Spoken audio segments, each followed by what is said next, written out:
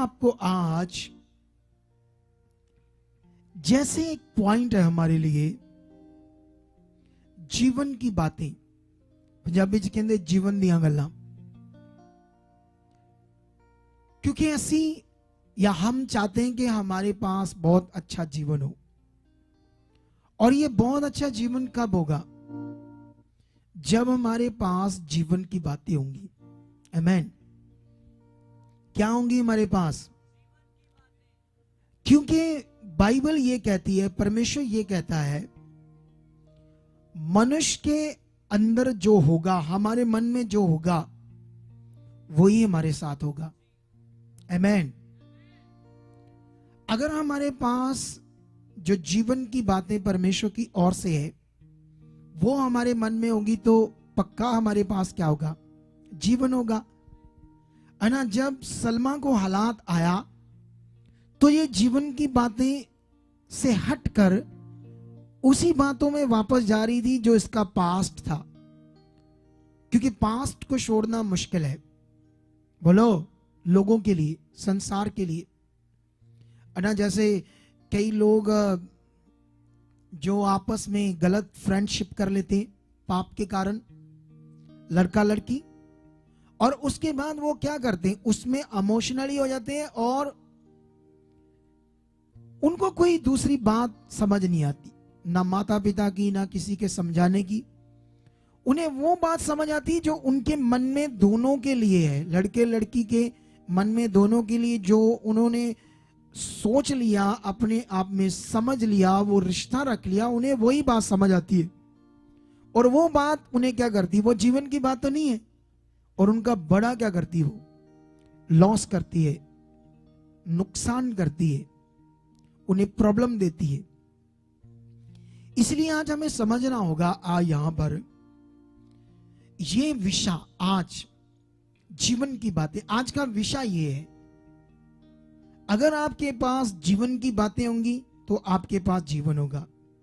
अगर आपके पास मान लो संसार की बातें हैं तो आप संसार की बातों से कौन से इंसान होंगे? शारीरिक इंसान, है ना। जैसे मान लो आपके मन में किसी के प्रति गुस्सा आ गया, या आपको किसी से कोई नफरत बन गई, प्रॉब्लम होगी, तो आपके मन में क्या रहेगा? क्या आपके जीवन में रहेगा?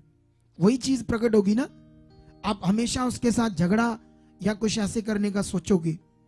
मतलब जो हमारे मन में होगा। अगर कोई जैसे मान लो चाहता है घर बनाना, तो उसके दिमाग में क्या चलेगा? घर बनाना, घर बनाना। क्योंकि जो हमने पकड़ लिया, जो हमारी सोच में आ गई, वही हमारे साथ होना है। ठीक है।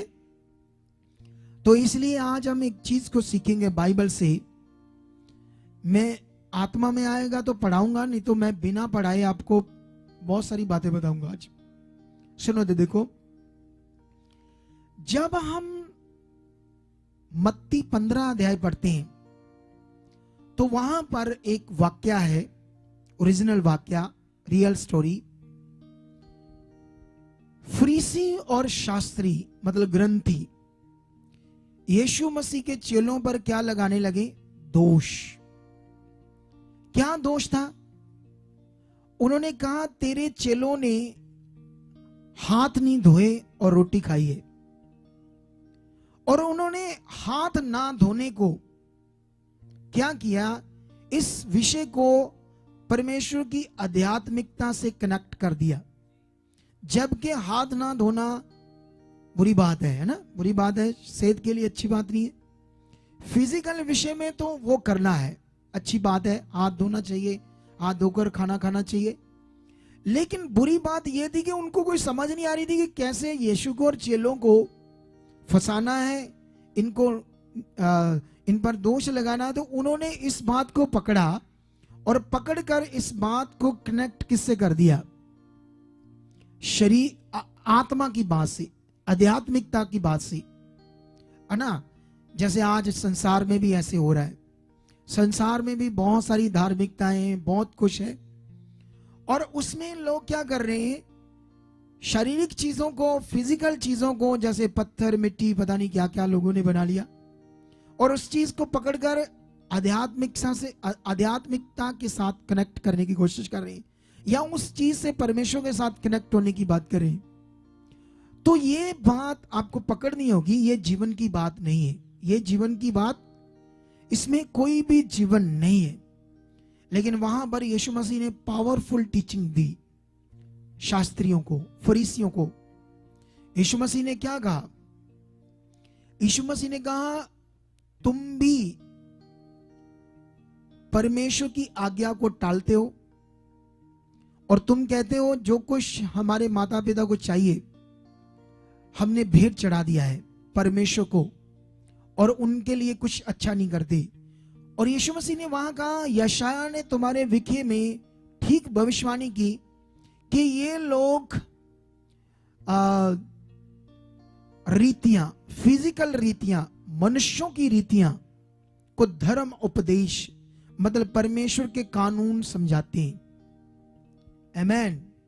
क्या आपको समझ आ रही मेरी बात? सुनो तो देखो, यीशु ने पावरफुल टीचिंग जो दी उसका मीनिंग समझने की कोशिश करो। यीशु मसीह ने वहां कहा, तुम लोग अपनी मनुष्यों की रीतियों को क्या करते हो? धर्म उपदेश बताते हो। धर्म उपदेश सर्वशक्तिमान का कानून, उसकी धार्मिकता की बातें समझाते हो कि ये वो है। और उसने कहा, यशायाह ने तुम्हारे विखे जो भविष्यवाणी की वो ठीक की है कि इनका मन, ये होठों से तो परमेश्वर का आदर करते हैं, ऐसे बोलते हैं धन्यवाद धन्यवाद, लेकिन इनके मन परमेश्वर से क्या है? दूर है। तो ये पॉइंट हमारे लिए सीखने वाला है। उसके बाद यीशु मसीह ने क्या कहा? यीशु मसीह ने उन्हें कहा कि जो कुछ हम खाते हैं वो पेट में जाता है और संडास से निकल जाता है, लेकिन मनुष्य के मन में जो होगा वही उसके मुंह पर आएगा और उसी से वो अशुद्ध होंगे। सुनो देखो, उन्होंने कहा इन्होंने हाथ ना धोकर परमेश्वर के साथ अशुद्ध हो गए। उन्होंने कनेक्ट कर दिया परमेश्वर के साथ, जबकि परमेश्वर के साथ शरीर का कोई संबंध नहीं है। अगर आपने नहीं हाथ धोए तो सेहत के लिए तो अच्छा नहीं है, लेकिन इसका कनेक्शन इस बात का परमेश्वर से कोई नहीं है। ये बात याद रख लेना, क्योंकि परमेश्वर का कनेक्शन है हमारे मन से। लेकिन उन्होंने कहा ये अशुद्ध है, लेकिन उसने कहा नो, जो कुछ हमारे मन में होता है, यीशु मसीह ने कहा बुरी बातें, बुरे विचार, गंदे विचार, लालच, ईर्खा, नफरत, ऐसी बहुत सारी बातें अगर हमारे मन में, तो वही हमारे मुंह से बाहर आती है और वही हमें क्या करती हैं? अशुद्ध करती हैं। आमेन। अब इस विषय को हमने और अच्छे से समझना है, क्योंकि जब तक आप देखो, आप यहां पर क्यों आए हो आज? आपको क्या चाहिए परमेश्वर से? जीवन चाहिए ना? क्या चाहिए? जीवन चाहिए ना? जब हम पासपोर्ट ऑफिस जाते हैं तो हमें वहां से क्या चाहिए? आप पासपोर्ट ऑफिस जाते हो तो किस लिए जाते हो बताओ? आप पासपोर्ट बनवाने। तो आपका पासपोर्ट ऑफिस जाने का मतलब आपको पासपोर्ट चाहिए। आपका पासपोर्ट नहीं, आप पासपोर्ट बनाना चाहते हो। अगर आपका पासपोर्ट की डेट एक्सपायरी हो चुकी है, मतलब आपको रीन्यू कराना है, तो उसके लिए आप जाओगे। मतलब आप पासपोर्ट उस रिलेटेड जानकारी के अनुसार जाओगे, उस विषय के अनुसार जाओगे। आपका दूसरा विषय तो कोई नहीं है ना। अगर हम किराने की दुकान पर जाते हैं तो हमें वो चीज चाहिए जिसके लिए हम गए। अब आप यहां आए हो, अब जब आप किराने की दुकान पर जाओगे, सब्जी की दुकान पर जाओगे, फ्रूट की दुकान पर जाओगे, तो वहां पर आप जानते हो ये चीज मुझे लेनी है, पैसे देने हैं, ये चीज मुझे खरीदनी है, ठीक है। अब जब संसार में आप किसी भी विषय में जाते हो तो आपको पता है ये कैसे मिलेगी, इसके लिए क्या करना है, कौन सा नियम है। अब जब आप यहां आए हो तो यहां आने का मतलब है आपको क्या चाहिए? जीवन चाहिए। बोलो क्या चाहिए आपको? जीवन चाहिए ना, जीवन। तो जीवन चाहिए तो जीवन कैसे मिलेगा? जब आपके पास जीवन की बातें होंगी। अगर आपके पास जीवन की बातें नहीं है तो कैसे आएगा जीवन? ना बाइबल में एक बार प्रभु यीशु मसीह यूहन्ना की बुक में 6 अध्याय में, इस बुक का नाम इंग्लिश में बोलते जॉन, गॉस्पल जॉन, ये बुक का नाम है, ठीक है। तो इस बुक में यीशु मसीह ने अपने बहुत सारे चेलों से बहुत बड़ी जीवन की बातें की। जानते वहां पर कौन सी जीवन की बातें थी? यीशु मसीह ने उन्हें एक बड़ी बात बताई कि मेरा जो शरीर है वास्तव में खाने वाली चीज है ना, और लहू मेरा पीने के लिए वास्तव में आपके लिए है। अब क्योंकि उससे पहले वो लोग यहूदी थे, मूसा को मानते थे, क्योंकि यीशु मसीह ने उन्हें कहा था कि मैं तुम्हें वो रोटी दूंगा जिससे तुम कभी भूखे और प्यासे ना रहोगी, मैं तुम्हें जीवन की रोटी दूंगा। तो उन्होंने कहा हमारे बाप दादों ने मन्ना खाया, मन्ना जो मूसा ने स्वर्ग से दिया था। तो उसने कहा मूसा ने तुम्हें वो मन्ना, वो रोटी स्वर्ग से नहीं दी थी। स्वर्ग की रोटी वो है जो स्वर्ग से उतरी है ना, स्वर्ग से उतरी है, स्वर्ग की रोटी। तो यीशु मसीह ने कहा वो रोटी मैं हूं, मेरा शरीर वास्तव में आपके लिए खाने के लिए है और मेरा लहू पीने के लिए, और जो मेरा देह और मेरा मांस और मेरा लहू पीता है उसमें क्या है? जीवन है। अब उन लोगों ने ये जीवन की बात को ना समझकर उल्टे फिरे और यीशु मसीह को 70 चेले छोड़कर चले गए, ठीक है। उसके बाद यीशु मसीह ने 12 चेलों से पूछा क्या तुम भी मुझे छोड़कर जाना चाहते हो? तो पतरस ने कहा प्रभु हम तुझे छोड़कर कहां जाएं, क्योंकि जीवन की बातें तो सिर्फ तेरे पास है। आमेन।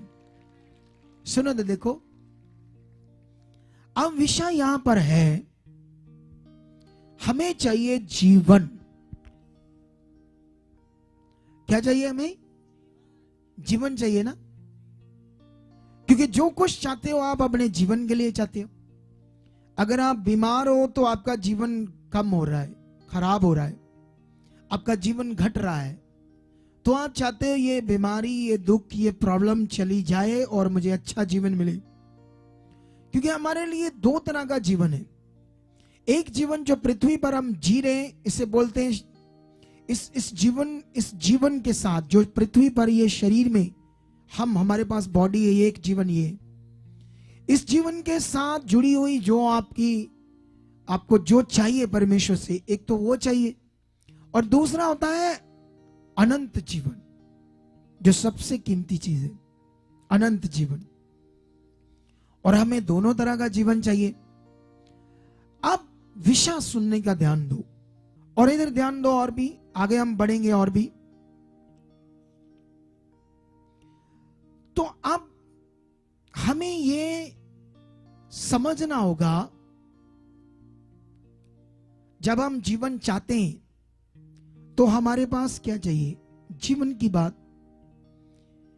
मीटिंग में आना, विश्वास से आना, जल्दी आकर बैठना, प्रे में बैठना, वर्शिप में बैठना, खुदा के किए हुए कामों को सुनना, कलाम को सुनना, ये जीवन की बातें। कौन सी है ये? जीवन की बातें। अब ये बात टीम को, लोगों को वहां बतानी पड़ेगी। अब आप इतने बजे क्या लेने आए हो? आपको क्या प्रोसेस नहीं पता कैसे खुदा काम करता है? क्या इसके लिए आपका बलिदान है? क्या आपका प्रोसीजर है जिससे आपके लिए होना है? तो ये विषय है आपके लिए, जीवन की बात है। क्योंकि जब तक हमारे अंदर जीवन की बातें नहीं होंगी, हमारे पास जीवन भी नहीं होगा। क्योंकि जो हमारे मन में होगा वही हमारे साथ होगा। अगर हमारे मन में बुराई होगी तो वो बुराई हमारे जीवन में प्रकट हो जाएगी, बाहर आ जाएगी। अगर हम, है ना, जैसे शैतान ये बात जानता है, शैतान अच्छी तरह से जानता है कि जो इनके मन में होगा वही इनके साथ होगा, याद रखना। इसीलिए वो क्या करता है, सिचुएशन खड़ी करता है, और हमारी आंखें जो देखती है वही सोचती है। जो आंखें देखती है वो हमारा मन, हमारी बुद्धि सोचती है। अब मेरी आंखें इनको देख रही है, इसको, पर्पल फूल को, तो मैं कहूंगा ये रेड है। मैं तो, मेरी आंखें जो देख रही है, मेरी आंखों का कनेक्शन किसके साथ है, मेरे मन के साथ, और इसको पर्पल फूल बोलेगी। अब ये रेड फूल है, अब इसको मेरी आंखें देख रही तो मैं वही बोलूंगा। ये पर्दा व्हाइट है, अब ये व्हाइट पर्दे को मैं देख रहा हूं, इसको हरा तो नहीं बोलूंगा ना, वही जो मेरी आंखें देखती है। और शैतान इस बात को अच्छी तरह से जानता है, अच्छी तरह से, कि जो इनके मन में होगा वही इनके साथ होगा। इसीलिए उसने क्या किया, लोगों को परमेश्वर से, सच्चाई से, परमेश्वर के रास्ते से क्या कर दिया, दूर कर दिया। लोगों के दिमाग में ये बात है कि इस दुनिया को बनाने वाला एक है, लेकिन ऐसा बोलने के बाद भी उनकी बुद्धि कार्य नहीं करती, समझ नहीं आती उनको। अगर एक है परमेश्वर तो सारी दुनिया के पास क्या होना चाहिए, एक ही होना चाहिए, लेकिन एक तो है ही नहीं दुनिया के पास। दुनिया के पास तो लाखों लाखों करोड़ों भगवान ईश्वर बने हुए, और कुछ लोगों के अंदर जानवर भी क्या है ना। जैसे राजस्थान में चूहों की भी पूजा करते हैं, किसी एरिया के मैंने सुना था कुत्तों की पूजा करते हैं। एक भाई ने मुझे बताया एक धार्मिकता के बारे में, बताता हूं आपको। उसका मामा पता नहीं पुलिस में बहुत बड़ा ऑफिसर था, शायद इंस्पेक्टर था या डीएसपी था। एक धार्मिक स्थान था और वहां पर ड्यूटी लगी थी उसकी, क्योंकि धार्मिक स्थानों में बहुत पुलिस की ड्यूटी लगती, इधर तो लगती नहीं, ना ही हम कभी बोलते हैं, ठीक है। और वहां पर उसकी ड्यूटी लगी और वो प्रभु में था। उसका भांजा कहता मैं आगे चला गया और देखने के लिए कि क्या इधर करते हैं। कहता एक लंगोट बांधा हुआ, लंगोट बांधते ना जैसे पहलवान लंगोट बांधे, पूरा नंगा और लंगोट बांधा है, इतने इतने बाल, जैसे बिजड़े के बाल नहीं होते, ऐसे बाल थे उसके, एक इंसान के, जिसको वो बाबा कहते थे। वो आया स्टेज के ऊपर, ऐसे खड़े थे लोग, उसके सामने 50-100 करके आगे लेकर जाते थे लोगों को, बाकी पीछे थे, हजारों की भीड़ थी। कहता जब वो खड़ा हुआ तो लोग ऐसे ऐसे कर रहे हैं, ठीक है। और उसके बाद उसको एक लोटा पानी का दिया गया, उसने लोटे से पानी पिया, और जब पानी पिया उसने मुंह भर लिया ऐसे पानी में। कहता वो जितने आगे खड़े थे ना लोग, उन पर ऐसे करने लगा, उड़ा दिया ऊपर पानी। और लोग जो पानी उसने उड़ाया ना अपने मुंह से, जानते क्या कर रहे थे, ऐसे, मतलब बूंद बूंद पड़ जाए, ये जीवन मिल जाए। क्या मिलेगा ऐसे जीवन, क्या ऐसे जीवन मिलेगा? इतने अंध भक्त हैं इस दुनिया में लोग, ऐसे ऐसे कि वो बूंद जो उसके मुंह से ने फुर्र किया है, वो एक बूंद गिर जाए हमारे मुंह में तो क्या मिल जाए, हमें जीवन मिल जाए। इतना पखंड है हिंदुस्तान में, इंडिया में, लोगों को पता ही नहीं।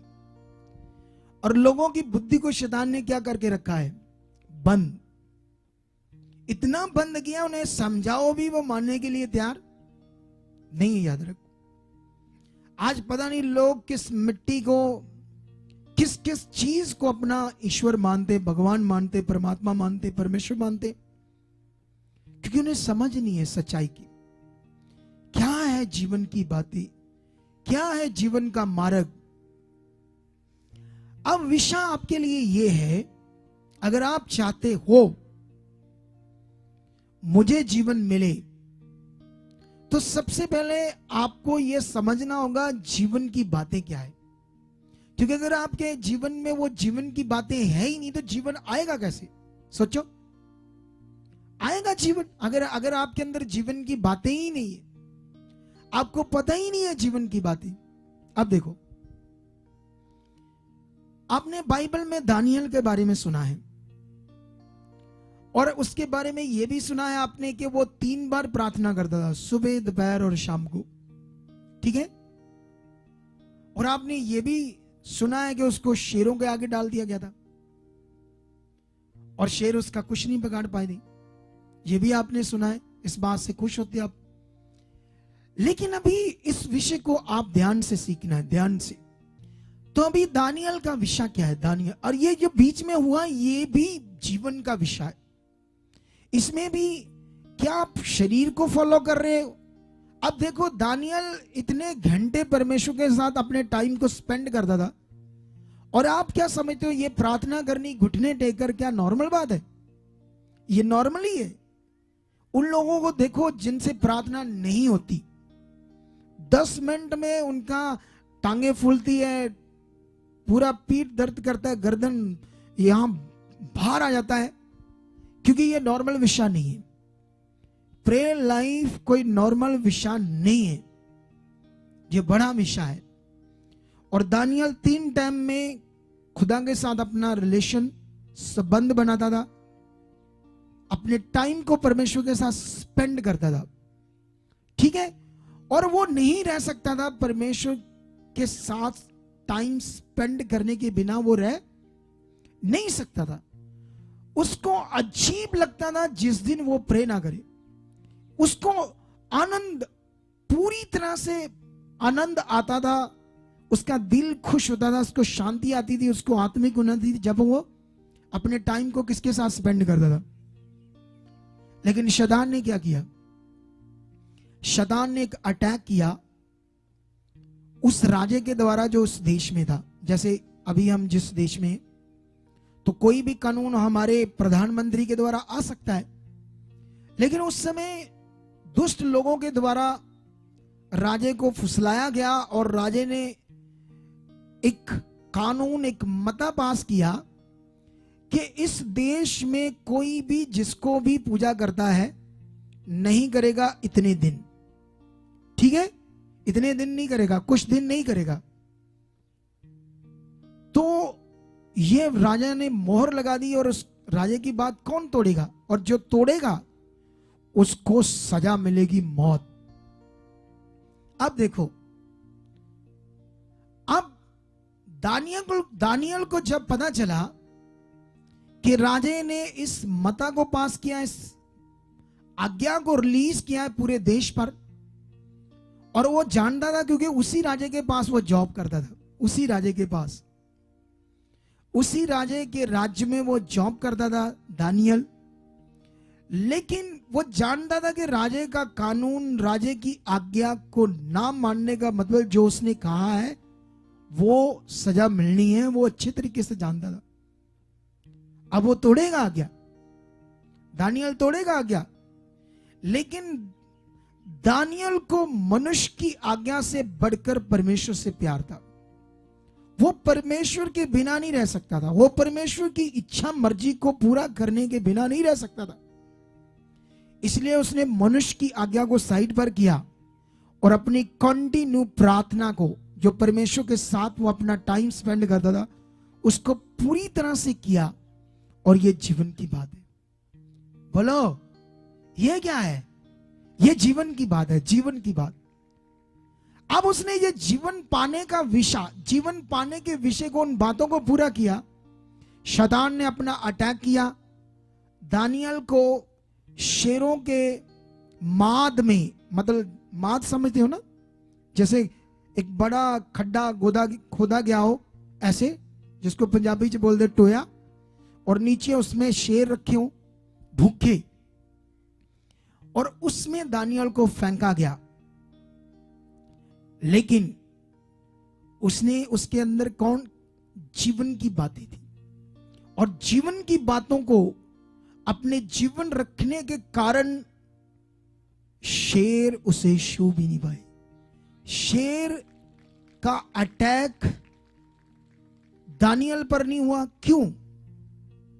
क्योंकि उसने जीवन की बातों को इकट्ठा किया, जीवन की बातें उसके अंदर चल रही थी।